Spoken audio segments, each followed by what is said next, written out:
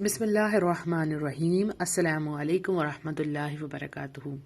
میں امید کرتی ہوں کہ آپ سب ایمان اور صحت کی بہترین حالتوں میں ہوں گی۔ اللہ سبحانہ تعالیٰ ہمیشہ آپ کو اچھے حالوں میں رکھے اور آپ کی طرف بڑھنے والے ہر شر کو خیر میں بدل دے، آمین۔ جب ہم اپنے آپ کو بہتر کرنے کی کوشش کر رہے ہیں تو اس میں ایک عمل ہم نے اب سے شروع کر دینا ہے، اس کی پریکٹس کریں گے۔ کوئی بھی چیز فوراً سے نہیں ہو جاتی، اس کو ٹائم لگتا ہے اپنی ہیبٹ بنانے میں، یعنی اپنی عادت بنانے میں۔ تو ہم نے کوشش ضرور کرنی ہے۔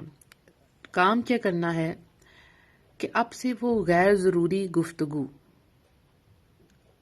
جو ہم کرتے ہیں اور پھر ہم بہت سی بحث میں پڑ جاتے ہیں اور بہت سی ایسی باتیں ہماری زبانوں سے نکل جاتی ہیں جس کا ہمیں بہت دیر تک پچھتاوا ہوتا ہے، اور اس کا افیکٹ ہماری روحانیت پر ہوتا ہے، ہمارے دن بھر کے معاملات میں ہوتا ہے۔ کیونکہ جب ہم کوئی بری چیز منہ سے نکال دیتے ہیں، ایسے الفاظ نکال دیتے ہیں، تو اس کا ایک ری ایکشن ہوتا ہے ہمارے جسم پر، ہمارے ماحول پر، ہمارے ذہنوں پر۔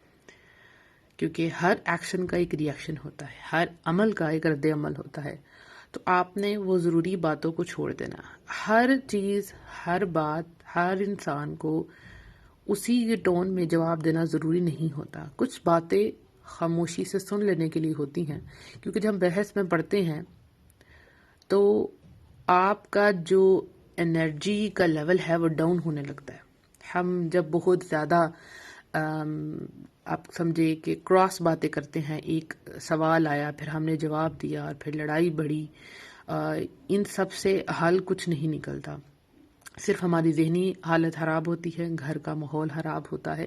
اس سے آپ نے بچنا ہے، اور اسپیشلی کیونکہ رمضان کا مہینہ آنے والا ہے تو ہم نے اپنے آپ کو بہتر بنانا ہے۔ ہم نے ایسی باتوں، ایسی مجالس سے، ایسی چیزوں سے دور رہنا ہے۔ یہاں پر ایک امپورٹنٹ بات میں آپ سے کہوں گی کہ جو ہم نے بہت سی چیزیں فیس بک پہ فالو کی ہوتی ہیں، لائک کی ہوتی ہیں، جن کا ہماری دنیا اور آخرت سے کوئی تعلق نہیں ہوتا، وہ صرف ٹائم پاس کے لیے ہوتی ہیں، ہم اس کو سکرول کرتے ہیں، دیکھتے ہیں اور بہت سا ٹائم ضائع ہو جاتا ہے۔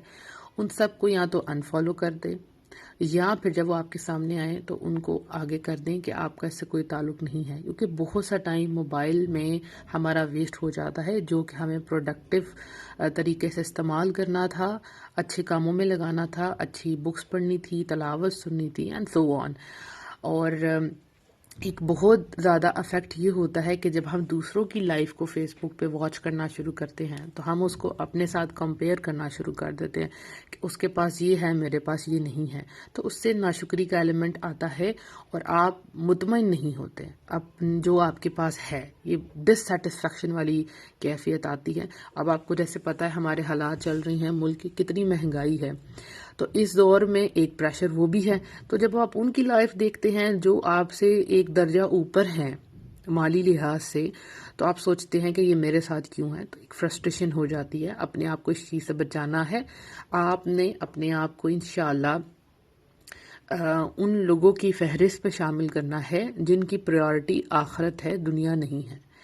اور ایک بات یاد رکھیے کہ جب آپ آخرت کو پریورٹی دیتے ہیں، یعنی نمبر 1 پہ رکھتے ہیں، نمبر 1 پہ جب آپ رکھتے ہیں، آخرت کی فکر کرتے ہیں، تو دنیا خود بخود آپ کے پیچھے آتی ہے۔ اللہ سبحانہ تعالیٰ آپ کو سب کچھ عطا کریں گے انشاءاللہ۔